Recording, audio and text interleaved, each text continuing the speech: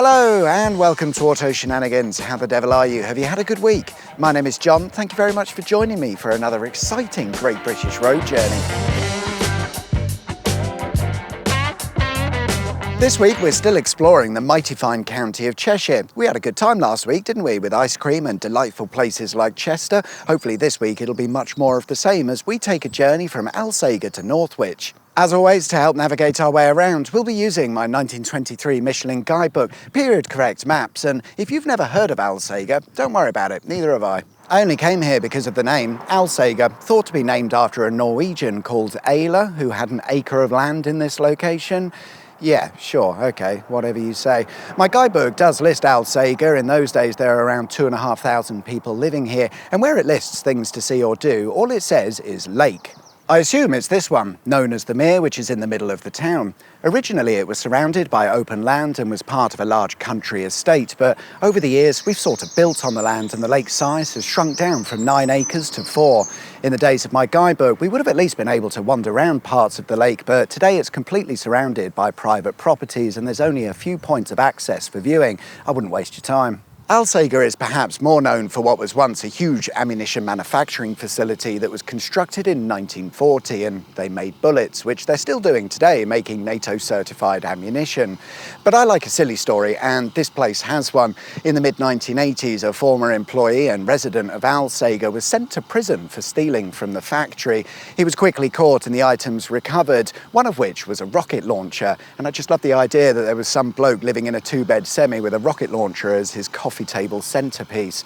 What an absolute nutter. Although I should be careful what I say, because if he's still around, he'll be out of prison by now. Who knows what he's got? Swiftly moving on then, and I'm going to head up the A50, which has been realigned in more modern times, but you can still drive the old road, which, if you do so, takes you under a lovely aqueduct. But we won't be stopping, I'm afraid. A right turn takes us past a lake. Hang on, it wasn't this lake that my guidebook was talking about, was it? Oh, well, it's too late now. Our next stop is the town of Congleton. In the old days, a fairly decent town of around 11,500 people, many of whom would have worked within the textile and milling industries, of which there's nothing left today.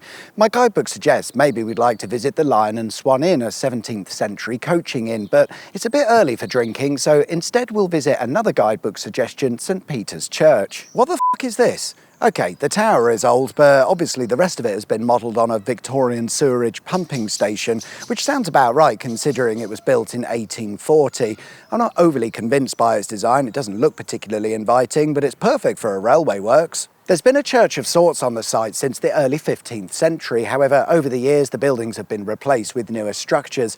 The tower was built in the 1780s as part of what was no doubt a lovely building, but that has since been ruined somewhat. As we make our way out of Congleton, I thought we'd stop by a recently abandoned road. A few years ago, Congleton had a bypass built numbered as the A536, and to the west of the town, this required the road being realigned and a new roundabout to be built. The road I'm interested in is known as Sandy Lane, which has now been replaced by a new road and left in place to serve as a footpath. And it's interesting because all of this work was carried out in the last few years, making this a very recently abandoned road, which is something we don't usually see.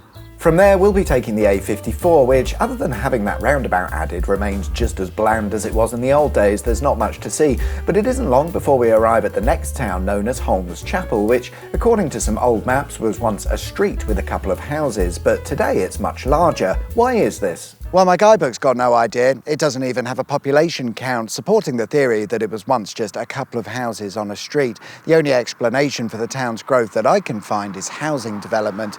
But there is something interesting that we can look at, and I'm surprised that the guidebook doesn't mention it. The Twemlow Viaduct, built in 1841 by the Manchester and Birmingham Railway Company, made of red brick, it matches the church that we saw in Congleton quite nicely, and in this context, looks lovely.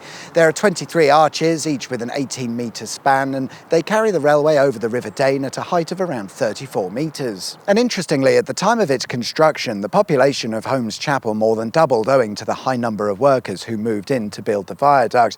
As we said, the town wasn't a town, it was just a couple of houses, and this resulted in the workers having to set up a camp alongside the worksite. Just up the road is the town of Middlewich, a place where you're guaranteed a salty reception. Because of the salt works, it's a funny joke. My guidebook suggests that we visit the salt works in Middlewich, which has been home to the salt industry since forever. And in fact, when the Romans invaded, they named the town Salinae. I presume that's Roman for saline or salt, but it doesn't really matter. The point is that even since the Roman times, salt has been a thing and they've been digging it out of the ground ever since. I say digging, here it's more a case of pumping or forcing water into the salt that sits 180 metres underground. The water dissolves the salt and the solution is then brought back up to the surface and the salt extracted, a process that today is carried out by British Salt, owned by Tata, the Indian company. They're making something like 800,000 tonnes of salt every year that can be used, amongst other things, to sprinkle on your chips. Despite salt being extracted for, well, pretty much most of modern history, there's still 200 years worth of salt supplies available. However, I suppose in the context of time, that means that we're probably nearing the end of the salt supplies here in Middlewich, but that's a problem for 200 years from now. Even if they did run out, just up the road in Winsford is the UK's largest salt mine that produces over 1 million tonnes of salt every year. Unlike Middlewich, they dig the salt out of the ground via an underground mine that opened in 1844 and it's said to be the oldest working mine in the country. As a result of mining activities, several huge underground caverns have been created, some of which are used by the National Archives to store things like documents because the caverns protect them from heat and humidity. And if Wikipedia is to believe, the shelf space, if laid out end to end, would stretch for 20 miles. That's a lot of shelves. We're heading to Northwich now. However, we'll be taking a less than direct route because before we get there, I want to make a couple of stops. The first of which sees us driving along some of the back roads before arriving in a place called Sandyway, which isn't very interesting. But we're going to look at a road's central reservation, which isn't very interesting. No, it's not, but what is interesting is the mini castle that sits between the carriageways. It's not a castle at all. It used to be the living quarters as part of a gatehouse or a lodge that sat at the entrance to Vale Royal Abbey, a medieval abbey that at the time was surrounded by a large estate. Originally, the road here was your normal single carriageway road, but in the 1930s they decided to upgrade it to a dual carriageway, and this led to the demolition of the main lodge, but for some reason the tower was left intact. And then somebody crashed into it, resulting in the tower's demolition in 2013. At this point, it probably would have been sensible to sweep away the rubble and call it a day, but no, somebody insisted that a load of money be spent on repairing and rebuilding it, which pretty much involved a completely new structure. However, on one side of the tower, you can clearly see where some of the original stone has been reused, and that makes the structure at least 30% original. Until someone else crashes into it, it's a stupid place for a tower. Another stop I'd like to make brings us to Anderton, a suburb, if you will, to the north of Northwich, which is home to the Anderton boat lift. I always thought it was called an Anderton boat lift because Anderton were the company that made it, but no, it turns out I'm a complete idiot and it's just a boat lift in Anderton. It was originally powered by a hydraulic system which, after only a few years of operations, proved to be incredibly unreliable, with several components requiring replacement. The problem was that they weren't using a nice proper hydraulic oil, they were using crappy canal water which corroded everything, so no wonder it broke down. It would eventually be converted to electrical power, which was a great success and allowed the lift to operate up until 1983, at which point it had to close because it was knackered.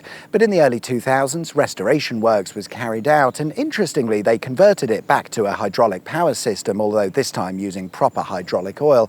It's fully operational today and is one of only 2 boat lifts in the country. Just across the River Weaver is an old industrial site known as the Winnington Works. It first opened in 1874, although I'm not sure what parts of it are still in use today, if any, but the site is interesting because it was here in 1933 that the world changed forever, and possibly not in a good way, because polyethylene, polythene or plastic was invented in the chemical works laboratory that was situated here at the time. To be fair, the chemists didn't set out to invent plastic. It happened by mistake when an experiment went wrong. Little did they know how plastic would soon ruin the world. It took the chemists quite a few years to perfect the recipe, but by 1938 they'd nailed it, and then a year later the second small disagreement happened. However, it turns out that this new plastic was quite useful for building war things, so much so that it was kept top secret so nobody else could copy it. Finally, I've made it to Northwich, where my guidebook suggests maybe we'd like to take a look at a salt works, but we've sort of done that already, so instead I thought we'd take a look at the world's first electronically controlled river swing bridge, maybe. It's known as the Hayher Swing Bridge, and it carries the road over the River Weaver. It opened in 1899 and it is of course a grade listed structure because of its historical importance, which is another way of saying expensive burden, but it's nice enough. In 1932 it had some strengthening works carried out so that it could handle the increasing weight of modern traffic, and yeah, seems to be holding up just fine. And there we are then, guys. That's all we've got time for this week. Thanks very much for watching. I hope you liked the video. If you did, there is of course a button specifically for that. And if you haven't subscribed already, please consider doing so. That'd be wicked sweet, awesome. Enjoy the rest of your week, whatever it is you get up to. My name's John. You've been watching Auto Shenanigans, and I'll see you guys next time for another exciting Great British Road Journey. Till then, take care. Bye-bye.